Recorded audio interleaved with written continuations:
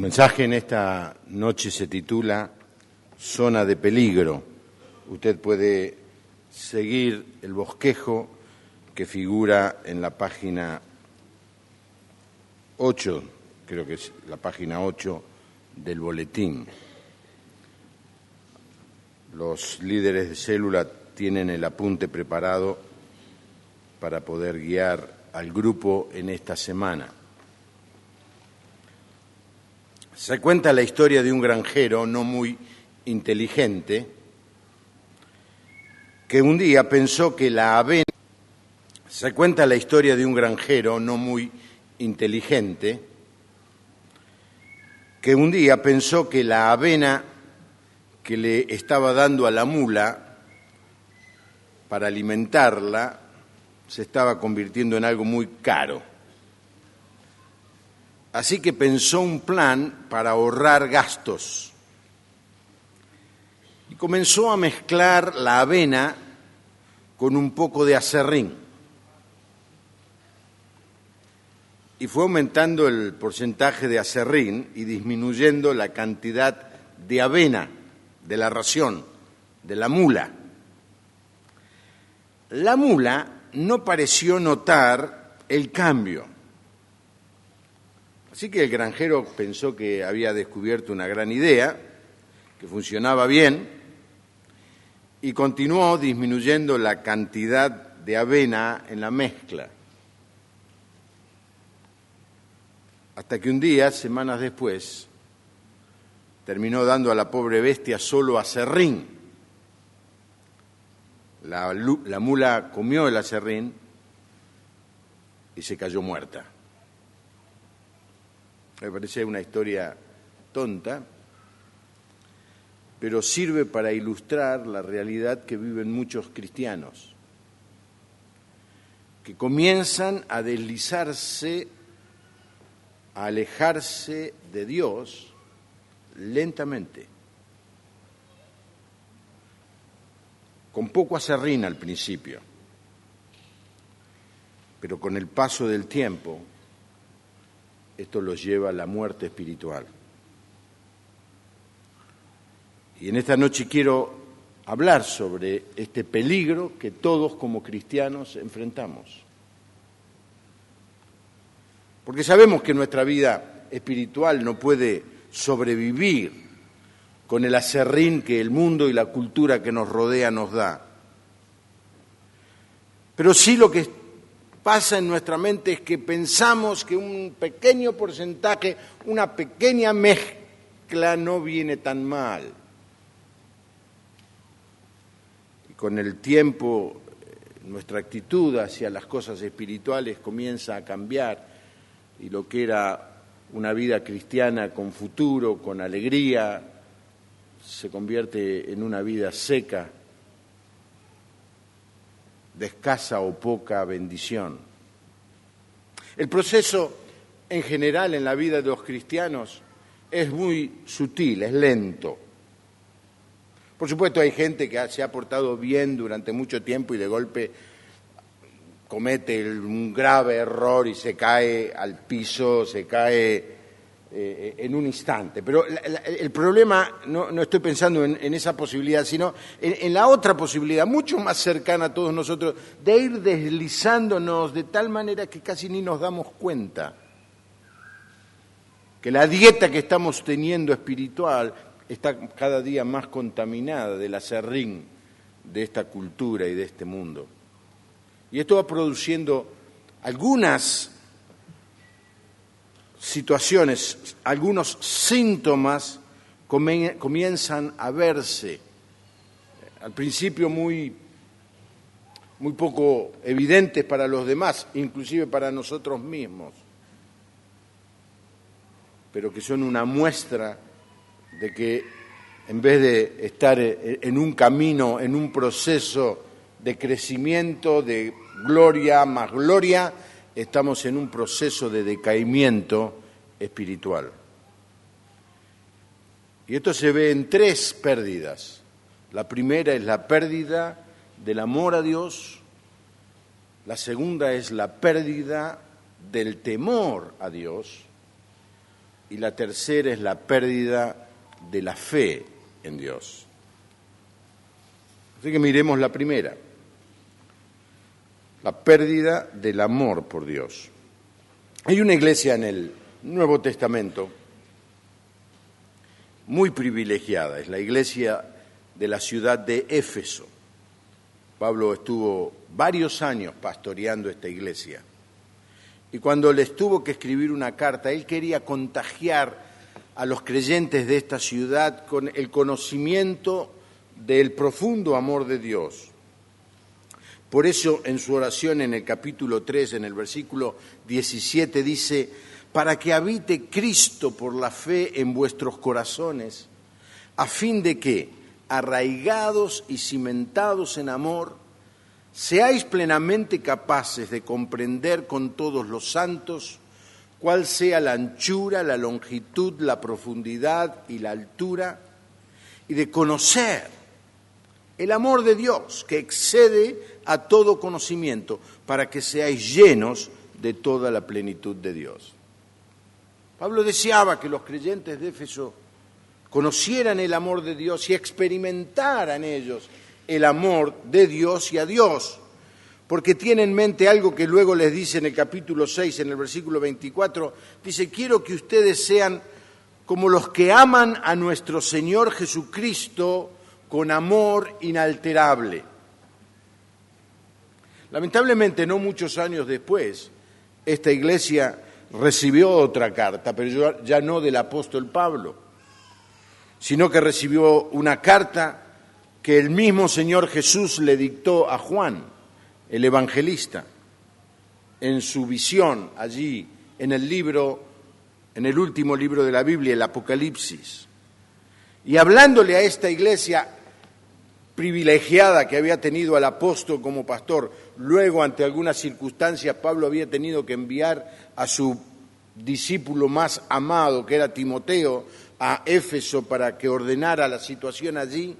Sin embargo, Pablo les tiene que escribir, el Señor Jesús le tiene que escribir estas palabras a la iglesia de Éfeso. Capítulo 2, versículo 2: yo conozco tus obras y tu arduo trabajo y paciencia. ¡Ay, qué bien! El versículo 4 y 5 dice: pero tengo contra ti que has perdido tu primer amor. Recuerda, por tanto, de dónde has caído, y arrepiéntete, y haz las primeras obras, pues si no, vendré a ti y quitaré tu candelero de su lugar. El candelero era el símbolo de la presencia de Dios en la iglesia. Eso es lo que está queriendo decir.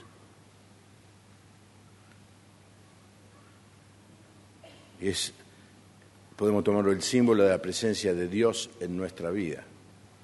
El Señor dice: si no te arrepentís, voy a quitar el candelero del lugar. El primer amor de esta iglesia de Éfeso había desaparecido. Pablo le escribe la carta a los Efesios cuando está preso, ¿se acuerdan que hemos estudiado esto? En el primer encarcelamiento, para hacerla fácil, alrededor del año 60.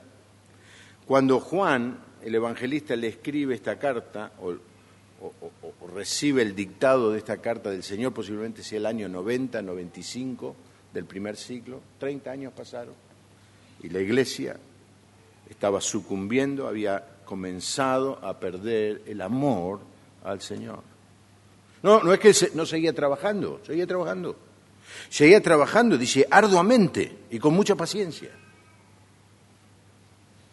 Pero habían perdido el primer amor. El corazón se había enfriado.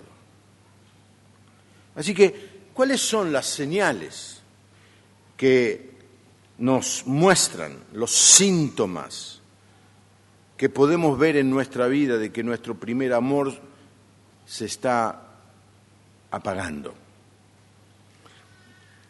Y una manera de mirar esto es comparando los signos que se manifiestan en una relación de amor entre seres humanos. Dos personas se aman, de golpe dejan de amarse, o uno de ellos deja de amar, ¿en qué empieza a sentir que ya no ama más a otra persona? Número 1, pérdida del gozo. Hemos hablado del gozo últimamente bastante, ¿no es cierto? La carta filipense que hemos estado estudiando es la carta del gozo.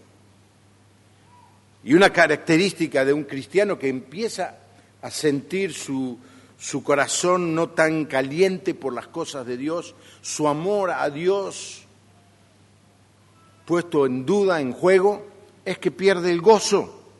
Dejamos de disfrutar de la presencia de Dios.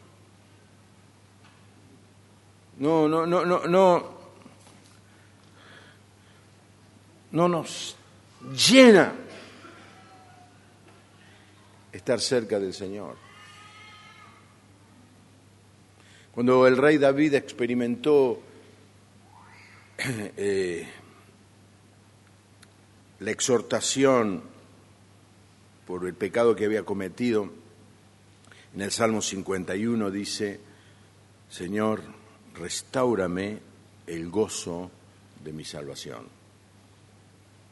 ¿Te falta gozo? ¿Hace un tiempo largo que no sentís una alegría desbordante por las cosas del Señor? Seguís trabajando, seguís viniendo a la iglesia, seguís participando, pero no hay un gozo desbordante. La segunda cosa, la segunda señal de que a la mula le está empezando a faltar avena, es la falta de deseo de orar y de leer la palabra de Dios. Sí, oro, pero cada vez siento menos al orar. Leo, pero cada vez leo menos. Prefiero leer el diario, prefiero leer Olé, prefiero leer cosas, pero no la palabra de Dios. Esta es una indicación muy clara, porque lo del gozo es menos fácil de medir, pero cuánto oramos o cuánto leemos la palabra es algo muy concreto. Y vos podés hacer una pequeña análisis y estudio de tu tiempo de oración y de lectura bíblica de esta última semana. La tercera característica o síntoma de que nos estamos deslizando es la pérdida del gozo, pérdida de lectura de la palabra de Dios. La tercera es la falta de deseo de estar en comunión con los hermanos. Una vez leí un sticker en el paragolpe de un auto que decía así: si me querés a mí, tenés que querer a mi gato.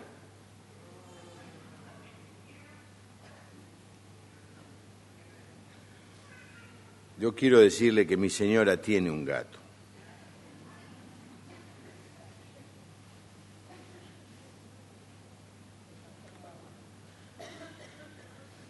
Me cuesta mucho quererlo al gato ese. Cuando uno ama a una persona, ama a los amigos de esa persona, ama a la familia de esa persona. Cuando alguno se piensa casar, no se casa solo, se casa con, sí, la suegra especialmente, con toda la familia, los cuñados. Y uno tiene que amar a las personas que aman a ese ser querido. Y en el terreno espiritual esto es una señal muy clara. El creyente, cuando empieza a enfriarse, empieza a no tener ganas de estar con otros creyentes. Porque si se junta con otros creyentes van a hablar de cosas espirituales y no quiere hablar de cosas espirituales, porque uno se está deslizando. Y entonces empieza a faltar a la iglesia, se borra automáticamente de la célula, con excusas maravillosas, excusas Tendríamos que pedirle a todos que traigan las excusas, escribiríamos un libro, sería bestseller. Excusas. Pero en realidad es que ya no disfruto de estar con mis hermanos y el Señor te dice, me amás a mí, tenés que amar a tu hermano. Ah, no, Señor, yo te amo a vos, solamente a vos y nadie más que a vos. No, dice Juan, dice, el que no ama no conoce a Dios porque Dios es amor. ¿Cómo podés decir que amás a Dios y no amás a que no ves y no amás a tu hermano al que ves? Y la falta de amor por los hermanos se ve en muchas cosas. No me interesa. Hay gente enferma en la congregación. Who cares? ¿A quién le interesa? A mí no. Hay gente con problemas. ¿Dónde están? Para esquivarlos. Yo quiero vivir mi vida cristiana solo. No quiero que me moleste, no quiero que me perturbe. No me quiero involucrar. La carta a los Hebreos tiene muchas exhortaciones, especialmente para los creyentes que están en este proceso de deslizamiento. En el capítulo 10 dice, acerquémonos con corazón sincero. En este caso se está refiriendo a Dios, que nos acerquemos a Dios con corazón sincero. Pero luego nos dice, no dejando de congregarnos, como algunos tienen por costumbre. ¿Por qué? Porque yo no puedo decir que amo a Dios si no amo a mi hermano.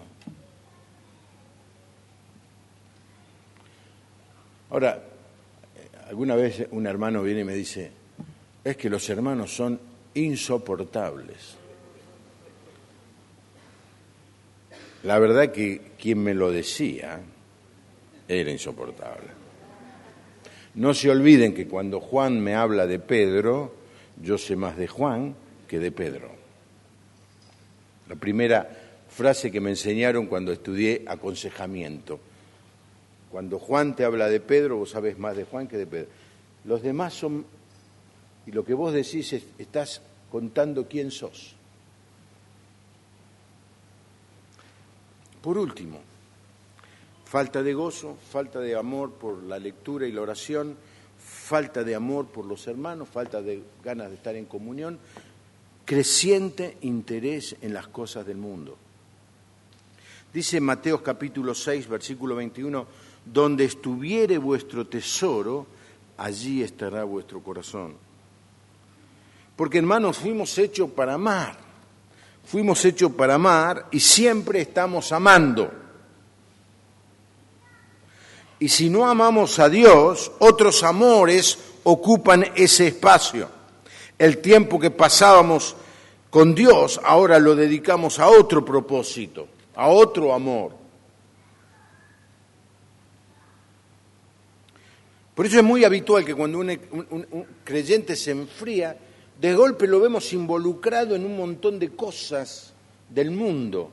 ¿Por qué? Porque tiene espacio, tiene tiempo, tiene recursos, tiene dinero para invertir en otras cosas que se han convertido en su primer amor.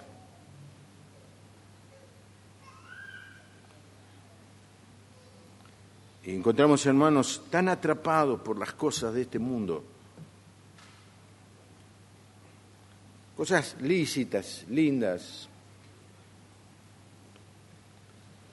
el deporte, el shopping, la pesca, qué sé yo, todas cosas que forman parte de la vida, no es que la tenemos que desterrar de nuestra vida, nadie está diciendo esa tontería, pero cuando se convierten en el primer objeto de mi interés, en el primer pensamiento de mi mente, es que se han convertido en un ídolo para mí. Pérdida del amor por Dios. ¿Cómo está tu amor al Señor? Y no sé, bueno, ¿cómo está tu gozo? ¿Cómo está tu deseo de orar y leer la Biblia? ¿Cómo está tu deseo de estar en comunión con los hermanos? cómo está tu relación con las cosas del mundo. En segundo lugar, pérdida del temor de Dios. A veces pensamos que el amor a Dios es distinto al temor de Dios, no es así. Están relacionados el amor con el temor a Dios. Y esto lo vemos en el Salmo 147:11, dice: se complace Jehová en los que le temen y en los que confían en su inquebrantable amor. Es decir, el amor y el temor van de la mano. Pero ¿cuál es el signo? ¿Cuáles son los signos, los síntomas de que hemos perdido el temor a Dios? Proverbios 8:13 dice: el temor de Dios es odiar el pecado. Así que, si queremos saber si seguimos teniendo temor a Dios, simplemente analicemos nuestra actitud hacia el pecado. Un creciente vínculo con el pecado es un signo de que estamos perdiendo nuestro temor a Dios. Lo primero que empezamos a hacer es tapamos el pecado. Reconocemos que estamos haciendo algo mal y porque tenemos vergüenza lo tapamos. Esto es lo que hicieron Adán y Eva. Se dieron cuenta que habían pecado y se escondieron y luego se vistieron porque tenían vergüenza de su desnudez. David conoció esta situación, quiso encubrir su pecado y no confesarlo. Por eso dice, cuando lo hizo: mi pecado te declaré y no encubrí mi iniquidad. Dije: confesaré mis transgresiones a Jehová y tú perdonaste la maldad de mi pecado.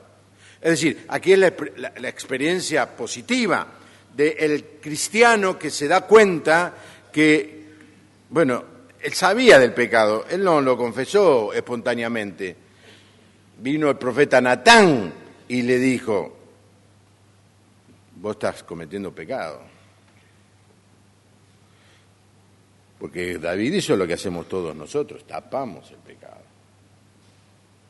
¿Podemos tapar el pecado, hermano? El texto que leyó nuestra hermana, el Salmo 139, dice: a donde nos vayamos, Dios está allí. Es tonto querer huir de Dios. El Salmo 92 dice: el que hizo el oído no oirá, el que formó el ojo no verá, el que castiga a las naciones no reprenderá, no sabrá el que enseña al hombre la ciencia. Jehová conoce los pensamientos del hombre, que son vanidad. Queremos esconder algo ante Dios, es una tontería soberana. Dios ve todo. Pero es la primera señal de que estamos perdiendo nuestro temor por Dios. Cometemos el pecado, queremos tapar. La segunda cosa es lo que sigue: no nos queremos hacer responsables.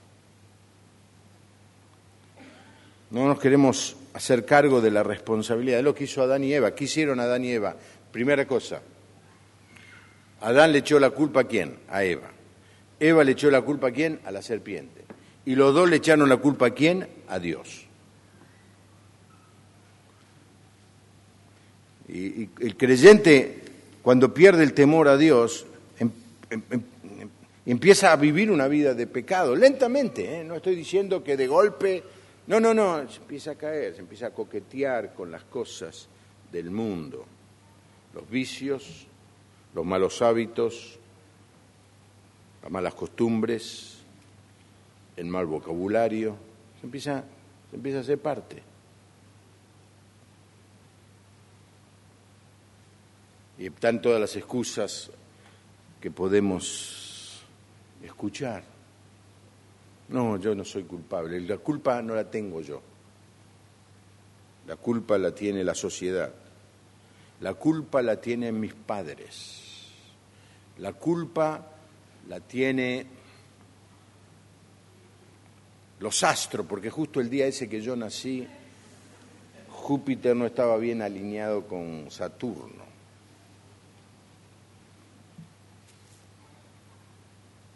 La tercera cosa es dilatamos el arrepentimiento.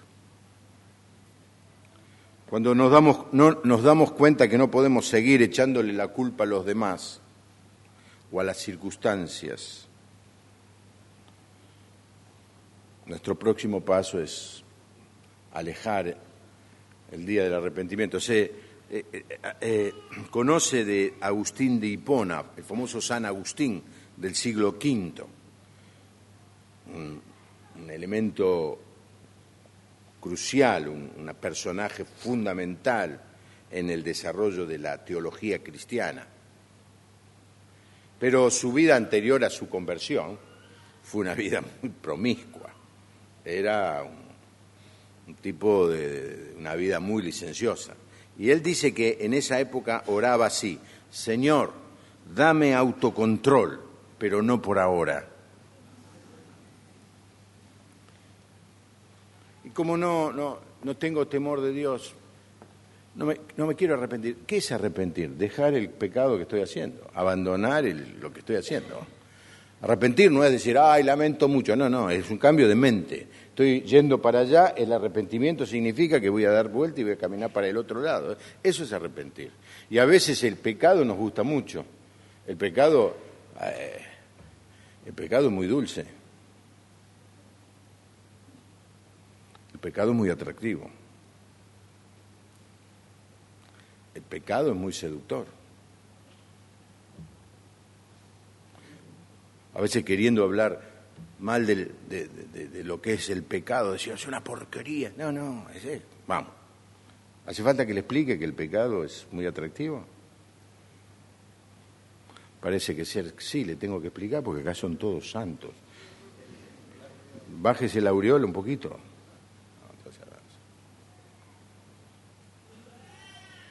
Entonces, sé que está mal, a ver, pero un poquito más. Dilatamos el arrepentimiento. Peligrosísimo, ¿eh? Dice el texto del Salmo 95, si oyereis hoy su voz, ¿qué dice? No endurezcáis vuestros corazones. Así el Señor te está hablando en esta noche. Y vos has venido perdiendo lentamente el temor a Dios. Y estás viviendo alguna situación de pecado.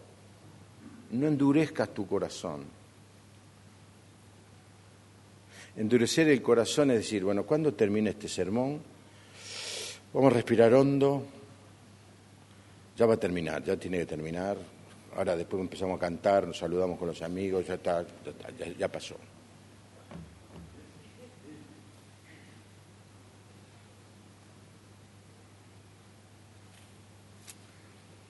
Si endurecieres hoy tu voz, si escucharas hoy la voz de Dios, no endurezcas tu corazón. Y la cuarta cosa que llega, digamos, al final de este proceso de falta de temor a Dios es que empezamos a justificar el pecado.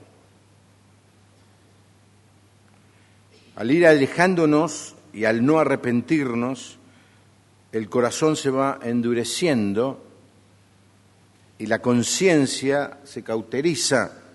No voy a explicar qué es la cauterización ahora, pero se endurece.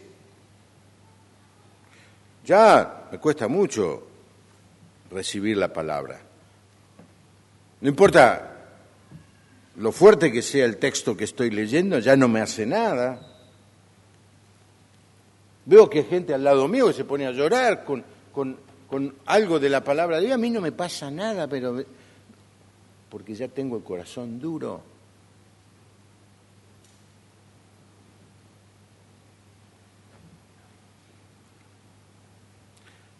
Temo que algunos creyentes de pocos años de vida se sorprendan de este sermón. Pero hay muchos creyentes de muchos años. Se las saben todas. Tienen corazón duro.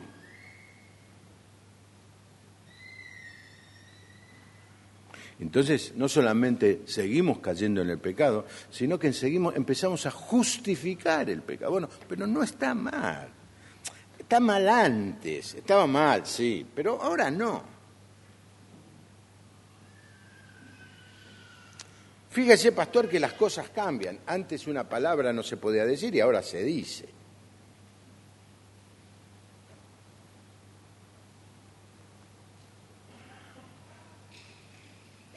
Antes había cosas que no se podían hacer y ahora todo el mundo las hace. Así que esto que estoy haciendo posiblemente ahora esté mal, pero dentro de 10, 15 años lo haga todo el mundo. Por otro lado, ¿quién dice que está mal? Dígame, pastor, ¿dónde en la Biblia dice que no se puede hacer esto? ¿Dónde dice en la Biblia que no se puede navegar por internet viendo pornografía? No dice. Empezamos a justificar nuestra vida y empezamos a justificar el pecado en nuestra vida. Es lo que hizo el rey Saúl. Desobedeció a Dios y cuando el profeta lo exhortó, le quería hacer entender al profeta que no había hecho nada malo. Y el profeta le dice, pero Dios te dijo que está mal eso. Y el tipo seguía discutiendo con Dios. Y muchas veces nos encontramos con personas, fíjense, los proverbios tienen una sabiduría muy fuerte, ¿no? Y acá el proverbio es 30:20, dice, el proceder de la mujer adúltera es así. Mire cómo lo expresa. Come y limpia su boca y dice, no he hecho maldad. El proceder del creyente que justifica el pecado es así. Come, limpia su boca y después dice, no he hecho nada malo. ¿Por qué? Porque ya no hay temor de Dios. ¿Cómo está tu temor a Dios? ¿Cómo lo puedo saber? ¿Y cómo es tu relación con el pecado?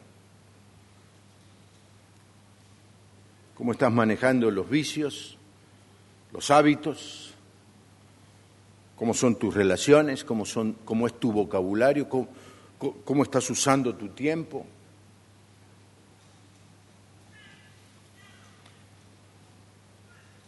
Pérdida del amor a Dios, pérdida del temor a Dios y, por último, pérdida de fe en Dios. Al no arrepentirnos del pecado, esto nos termina llevando a la incredulidad. Fíjense, el pueblo de Israel no se arrepintió delante de Dios. Y cuando Moisés subió al monte a buscar la revelación de Dios, ellos en pocos días se olvidaron de Dios, renegaron de Dios y construyeron un templo pagano en el desierto, un becerro de oro, y se pusieron a adorarlo. No solamente no temieron a Dios, dejaron de creer en Dios.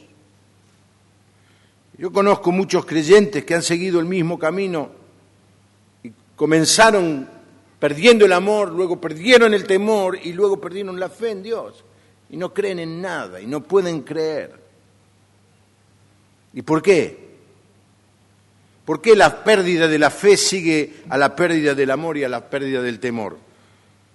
Porque cuando uno deja de escuchar la voz de Dios, de leer la palabra de Dios, de exponerse al mensaje de Dios, la fe se debilita, porque la fe viene por oír la palabra de Dios.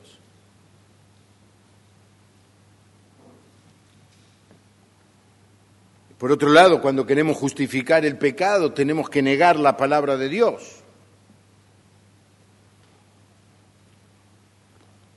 Una persona muy querida en la iglesia estaba en contra de una enseñanza que dimos en el año 2007. Entonces vino a discutir con nosotros y empezó a discutir la palabra de Dios, que él había estado enseñando fielmente durante muchos años. Nosotros decimos, pero mirá, puede ser que nos guste o no nos guste. Hay textos en la Biblia que a uno le gustaría que nunca hubieran sido escritos, pero es palabra de Dios, me guste a mí o no. No, pero Pablo escribió esto porque era machista. ¿Saben cuál es el problema de esa tendencia? Que si un texto se pone en duda, toda la Biblia está puesta en duda. Si un versículo de la palabra de Dios no es palabra de Dios, ¿por qué puedo estar seguro del otro versículo?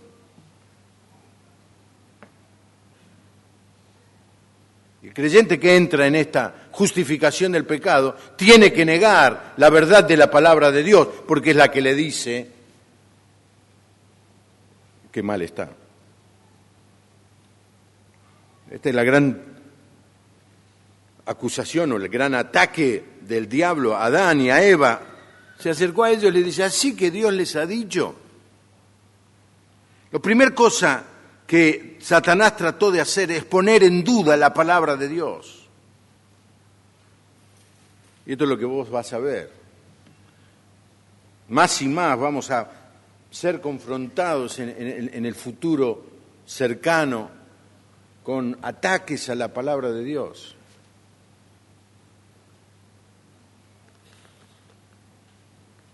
Cuando fue el año pasado la discusión del matrimonio igualitario entre homosexuales, me encontré con una persona que trataba de decirme que la Biblia no decía lo que dice.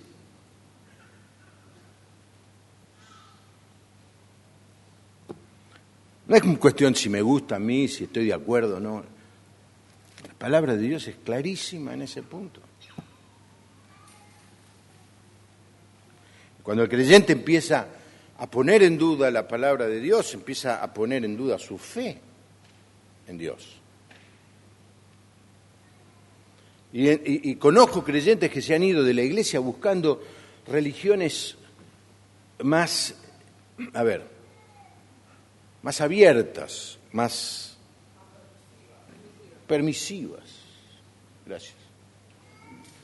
Religiones que me permitan creer cualquier cosa y que todo esté bien. Por eso la nueva era tiene tanto éxito, porque usted puede creer en lo que quiere y puede vivir como quiere. Eso no está en juego. Pero ya no es la fe cristiana. Por eso el apóstol le dice allí en el libro de Hebreos, mirad, hermanos, que no haya en ninguno de vosotros corazón malo de incredulidad para apartarse del Dios vivo. Es la incredulidad, la falta de fe en lo que Dios dice, en lo que Dios es, lo que nos lleva a sucumbir en nuestra vida espiritual. Porque la fe cristiana es una fe demandante. No es cualquier cosa está bien. No es creer lo que quieras está bien. No es todas las religiones son buenas. No. Pedro tomó palabras del Señor y dice, la fe cristiana implica sed santos, porque yo soy santo. ¡Epa! No es venir a la iglesia, no es tener el saco, el traje del domingo. Nadie usa traje salvo yo acá en esta iglesia. La pinta del domingo. No, porque la pinta que dijo Palito Ortega es lo de menos.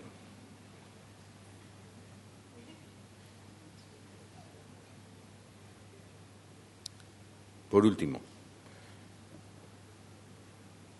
examinarnos a nosotros mismos. El salmo que leyó Mabel terminó con un pedido a Dios, examíname, oh Dios, y ve si hay en mí camino de perversidad. Es decir, es un pedido, Señor, mírame, ilumina mi vida, ilumina mi corazón, ilumina mi mente. Señor, hay algo que está mal, hay algo que está mal. Pero ahora Pablo dice que es parte de este proceso, que nos tenemos que examinar a nosotros mismos. Dice, examinaos a vosotros mismos si estáis en la fe, probaos a vosotros mismos. ¿Sí? Mira tu corazón. ¿Cómo está tu amor al Señor? ¿Cómo está tu temor al Señor? ¿Cómo está tu fe en el Señor? ¿Hay evidencias de que has perdido el amor? No, este no es un mensaje, porque cuando terminé esta mañana el mensaje, una hermana muy querida me dice, dice, justo predicás este sermón a lo que venimos, y es para los que no vienen. No, es también para nosotros, porque es también para mí, es para mí. O alguno piensa que yo tengo 10 puntos en todos estos puntos o áreas. No. Cada cual tiene su lucha, ¿no es cierto? No es para mi hermano, es para mí. Yo tengo que examinar. Señor, me expongo a tu mirada. ¿Hay algo en mi vida? ¿Cómo está mi amor a ti, Señor? ¿Cómo está mi temor? Es decir, ¿cuál es mi relación? ¿Estoy coqueteando con el pecado? ¿Estoy dejando que cuestiones de esta cultura y de este mundo se estén haciendo cotidianas en mi vida? Estoy amando más las cosas de este mundo, estoy tan metido en hacer plata, en progresar, en cambiar el auto, la casa, el LCD, estoy tan metido en eso que he perdido el amor a ti.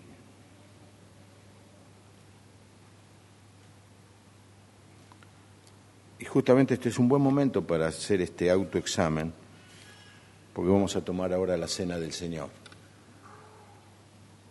Y el apóstol Pablo en 1 Corintios 11 le dice a los creyentes, examínese cada uno.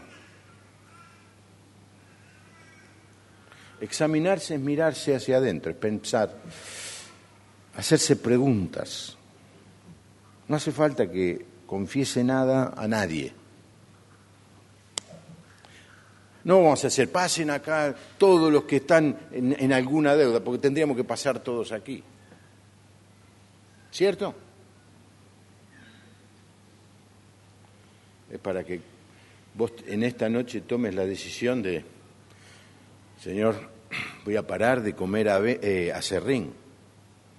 Voy a parar de comer aserrín. Es una buena decisión que podés tomar, ¿eh? Señor, voy a volver a la fuente, voy a volver a tu palabra, voy a volver a amar tus cosas, Señor. Renuévame el amor. Renuévame el gozo. ¿Sí? ¿Se lo puedo pedir eso al Señor? Se lo puedo pedir, Señor. Eso es lo que quiero en mi vida en esta hora. Y hermano, la verdad que es mi deseo que sea esto una experiencia para tu vida personal también. Amén.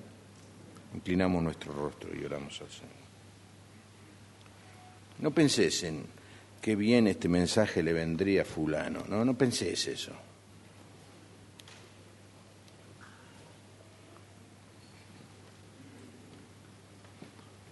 Más bien, si el Señor te habló y si vos sos un cristiano,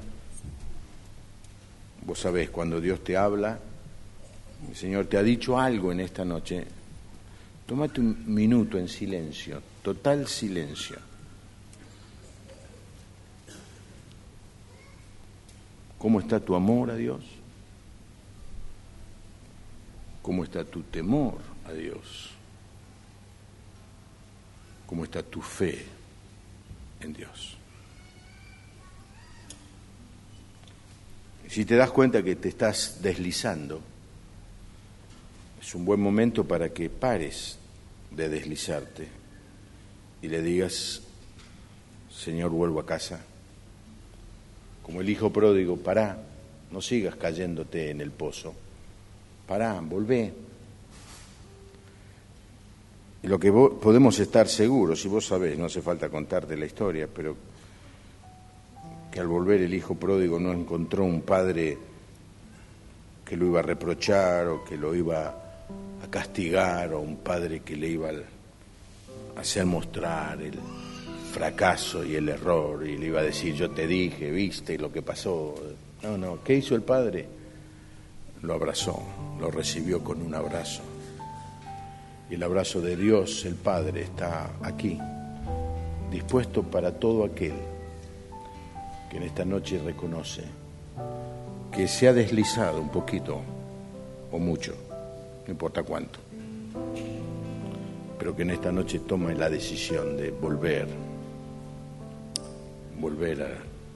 al amor al Dios, al temor a Dios y a la fe en Dios.